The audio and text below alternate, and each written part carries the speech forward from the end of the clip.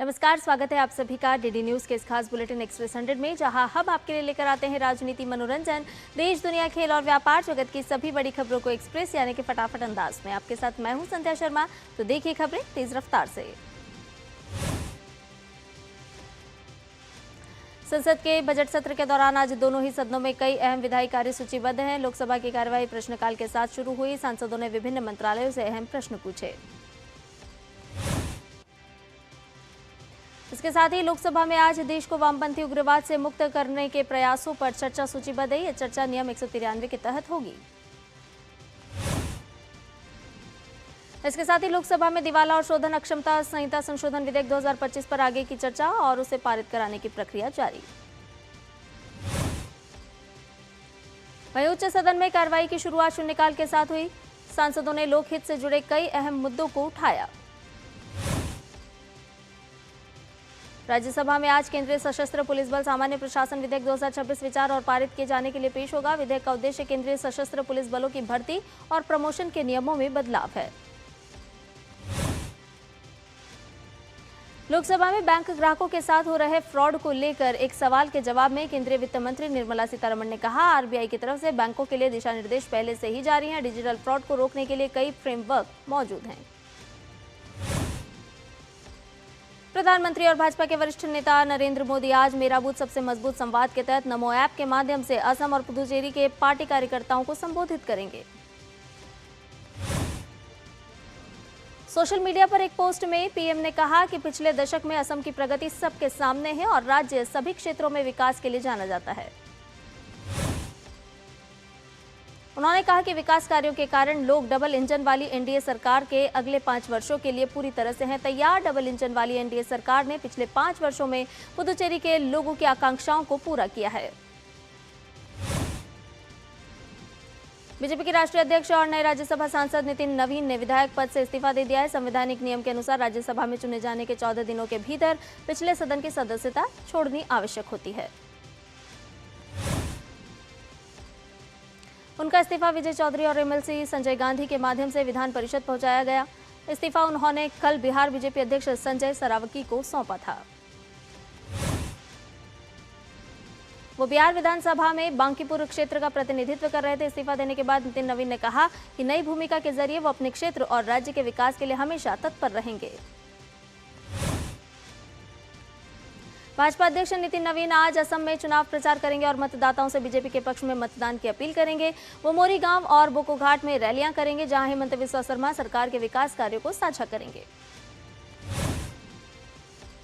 इससे पहले नितिन नवीन ने धेमाजी और लखीमपुर के कार्यकर्ताओं को गोगामुख में संबोधित किया। ये बैठक बूथ स्तर पर संगठन मजबूत करने और कार्यकर्ताओं के साथ समन्वय बढ़ाने की रणनीति का हिस्सा मानी जा रही है।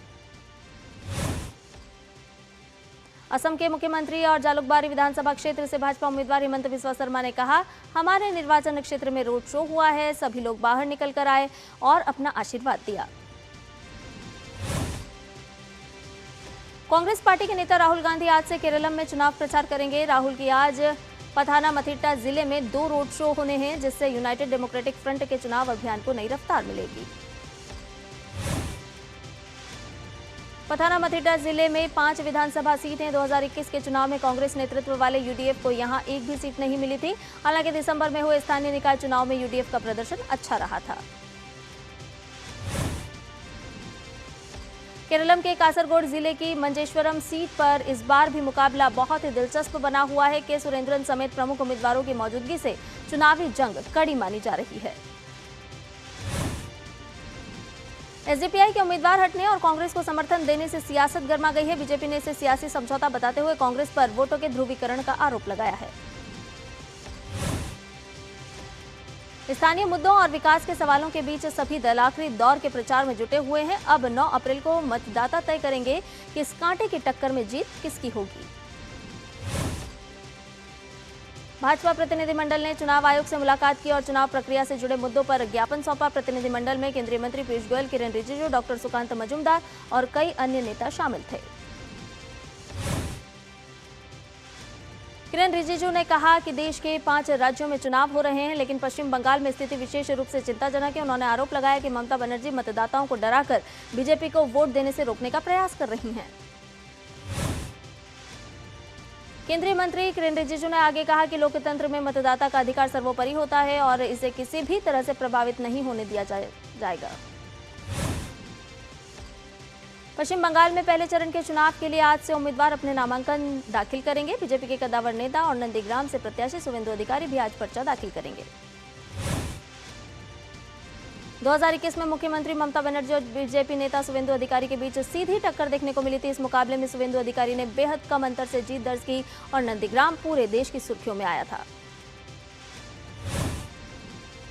ग्रामीण इलाका, स्थानीय मुद्दे और उम्मीदवार की पकड़, ये सभी फैक्टर नतीजों को सीधे प्रभावित करते हैं और यही वजह है कि नंदीग्राम को बंगाल चुनाव का सबसे बड़ा बैटल ग्राउंड माना जा रहा है। और इस वक्त केंद्रीय मंत्री निर्मला सीतारमण क्या कुछ कह रही हैं, सीधा रुख कर लेते हैं। And creditor in control model. Earlier it was more creditor in control and all. Now debtor will be still sitting in the board and running his company. The creditor initiated insolvency framework enables this process. So the management continues to vest in the existing board of directors. It's not as if you have to change all of them. The management continues to vest in the existing board of directors or partners, but with safeguards and defined timelines. Additionally, this set of amendments also introduces an enabling framework for group insolvency, cross-border insolvency, to promote investor confidence and also aligning domestic practices with best international practices. Sir, as you are aware, on 11th August 2025, the bill was introduced in the Lok Sabha. It was referred to a select committee under your guidance of the Lok Sabha under the chairmanship of Baijayanth Panda, honorable member, and the report of the select committee, which had done extensive consultation, was presented in the Lok Sabha on 17th December 2025. It made 11 major recommendations, all of which have been accepted by the government. Over and above that, we have brought in one more recommendation, and in that, the Committee of Creditors shall record the reasons. That's the 12th amendment that we are adding on. The 11 which came from Select Committee have all been accepted. The 12th that we are adding on is that the Committee of Creditors shall record the reasons for selecting an applicant as successful resolution applicant. So they have to record it. This will improve transparency.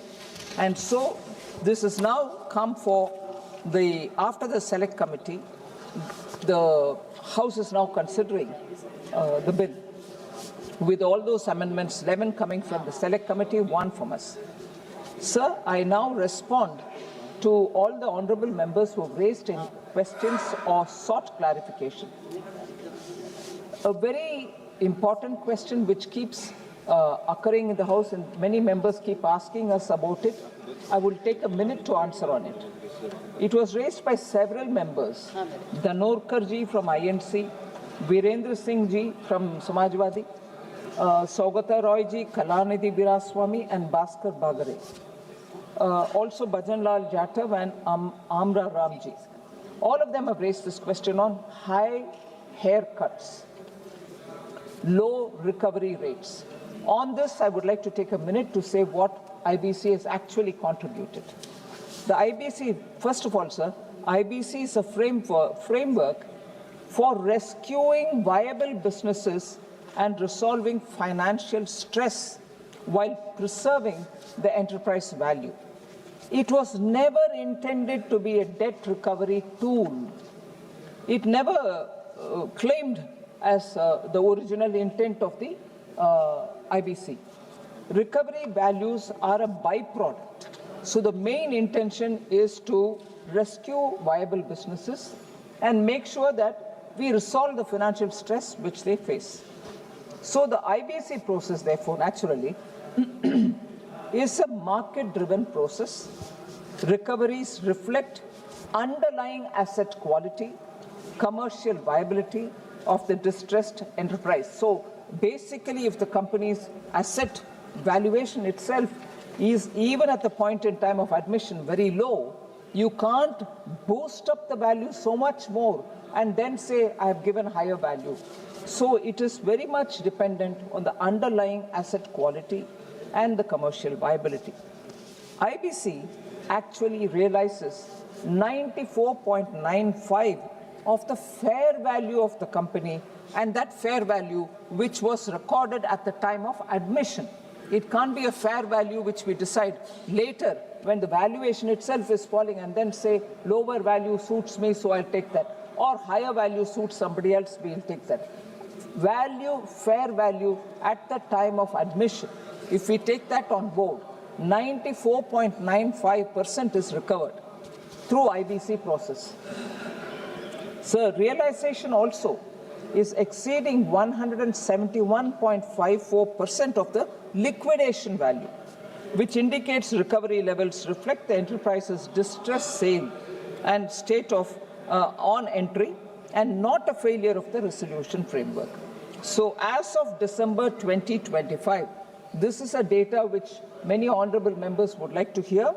As of December 2025, IBC has facilitated resolution of 1,376 companies, enabling creditors to recover 4.11 lakh crores. So that is the record of IBC, and financial creditors have also seen recovery exceeding 34% of their claims. Second, sir, there are largely 10 issues. I'll quickly finish them. The second issue on which members have spoken is IBC is not effective. It's not achieving revival of the companies. Several members have spoken on it. So let's just see the numbers before us. Pre-admission settlements, the credible threat of losing one's ownership has nudged debtors to settle 32,179 cases prior to formal admission itself, because they fear that resolution professional will come and there will be a fair valuation, and after which the discussions will happen and then solution will come. So prior to that itself, prior to admission itself, debtors seem to want to settle them. So 32,179 cases have been settled, worth 14.62 lakh crores. This is not a small amount, and this has not come into the process. And because it's not come into the process, we tend to think, oh, where has that gone? Before getting admission, they have settled it pre-admission, and that is 14.62 lakh crore address. That is the underlying default which has been addressed. Sir, IBC has also led to better credit rating of companies. We can take the list of all the companies which have gone through the process and come out of it. Within a year, their credit rating has improved. Around 78% of the CIRPs ending in liquidation, which is, I'll tell you the reason, that is 2,251 out of 2,876 companies for which data is available, were all earlier with the BIFR, and they were already defunct. So when they got lock, stock and barrel moved on to the IBC process, and when the IBC process started working on them, that was the result that very many companies had to go for liquidation because there was no fair value to realize. And therefore the economic value in most of these companies had already completely eroded. In the year 2017-18, when the lock, stock, barrel shifting of all these BIFR cases had come over to IBC, it is true that for every one company resolved, 5 companies went into liquidation. That was 2017-18, because all the BIFR and DRT cases have all moved here. But that number has now changed, and in 24-25, sir, this ratio has substantially improved, and it has come to 1. So if there is one company going for resolution, the other one goes for liquidation, unlike the earlier 1:5. So there was a study done by IIM Ahmedabad, March 2026, to see what is the happening or what is happening to companies which have gone through the resolution process? Have they really survived? Have they improved their businesses? What is happening to them? IIM Ahmedabad study says, on the count of sales, 89% increase in 5 years post-resolution, indicating the revival of business operations, which is the main objective of the code. Then, if you were to look at asset turnover ratio, this study found that 131% increase has happened in the 5 years post-resolution, suggesting operational efficiency. This study also looked at the capex of such companies which came out of resolution. 106% increase in 5 years post-resolution, reflecting improved economic viability of the firm. Okay, with all this, are they removing the employees? Are they throwing out the employees after resolution? No. Employee expenses of such companies which came through the IBC resolution process, 72% increased, meaning more employee, meaning expenditure on employees improving, employee strength per unit of assets is 200% increase in 5 years. So no negative asset. On the contrary, you have more workers being taken on board by these companies which have come out of resolution. Finally, sir, this study also says market capitalization of resolved firms grew from 2.8 lakh crore rupees to 9 lakh crore rupees in 5 years post-resolution, reflecting investor confidence and growth prospects. So companies which have come out of a resolution process are actually doing much better, well, in all aspects, not just making profits, but taking care of their employees as well. Another study which was done by IIM Bangalore, sir, which was done in May 2025, it looked at how distressed and non-distressed firms are working. So it indicates, this study indicates a 3% reduction in cost of debt for distressed firms.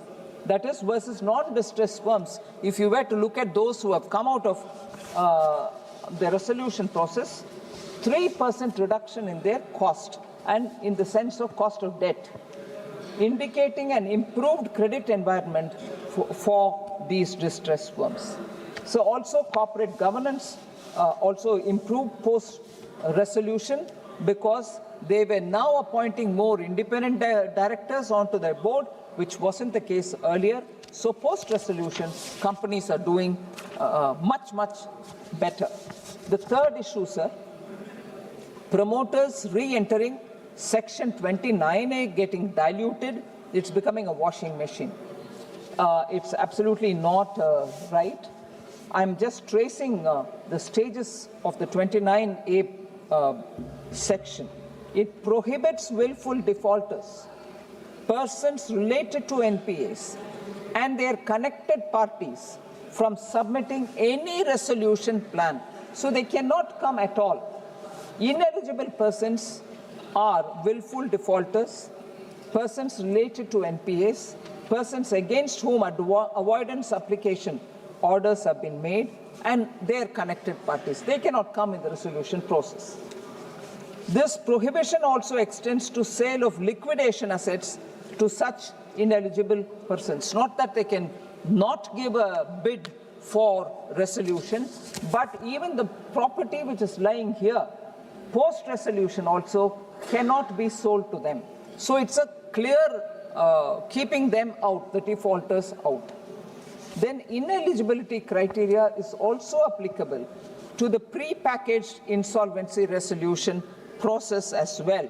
So they can't enter even in a pre-packaged situation, that is much before the admission itself. Even there, they are not eligible. A clean slate principle is what I want to highlight, sir. Proceedings against the corporate debtor normally halt on successful resolution. But proceedings against erstwhile promoters will continue for all other offenses that they have committed. So the new buyer will not be burdened, but the old buyer will not, old promoter or defaulter will not be let of creditor-initiated insolvency resolution process cannot be initiated for a corporate debtor after having bought the asset which went through the resolution process. Another creditor-initiated insolvency process cannot be taken up for the next 3 years. So you buy a company from a resolution process, and then immediately after that, will somebody come and levy a case on you or take you to the court? No, not for next 3 years can anyone come and disturb you. So the look-back period for avoidance transaction. Avoidance transaction are those which are when you have allotted preferential shares or undervalued your assets or fraudulent practices happen or extortionate behavior has happened. So these are the avoidance transactions.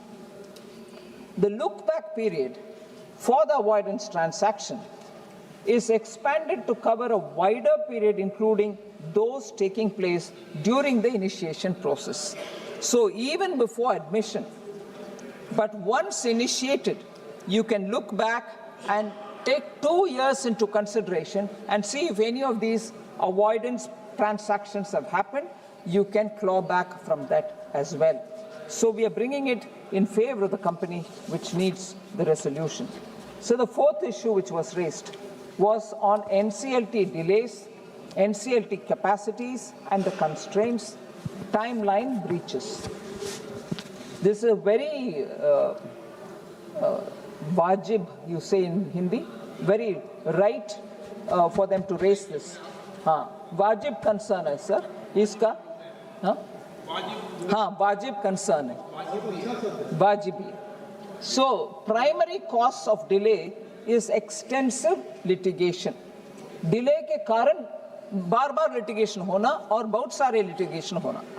Promoters tend to litigate or attempt settlements before the admission. Settle कर लेंगे. ऐसे कुछ लोग पीछे से आते हैं जो promoter, defaulting promoter के लोग हैं.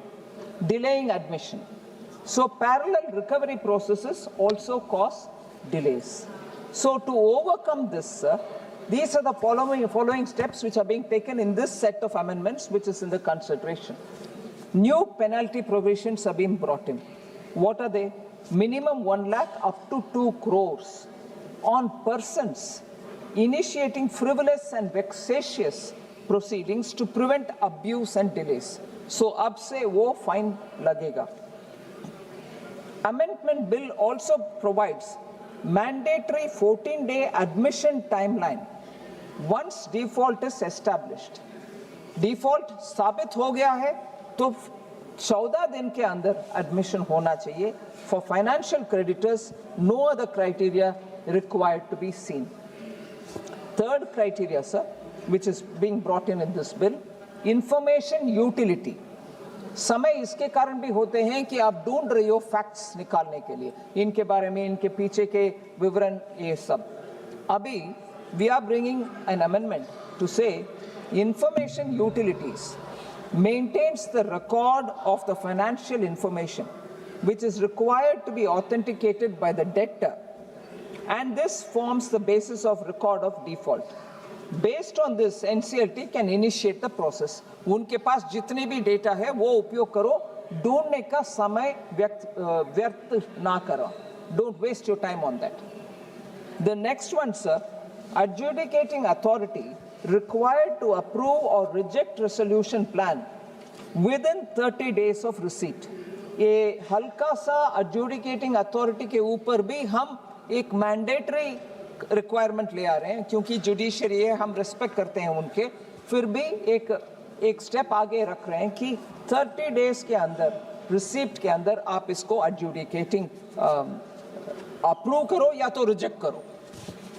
And the final thing in this bill, sir, to avoid delay, creditor initiated insolvency resolution process, that is a new out of court initiation mechanism with compressed 150-day timeline. So out of court एक framework दे रहे हैं, उसके तहत 150 days के अंदर आप resolution पा सकते हैं.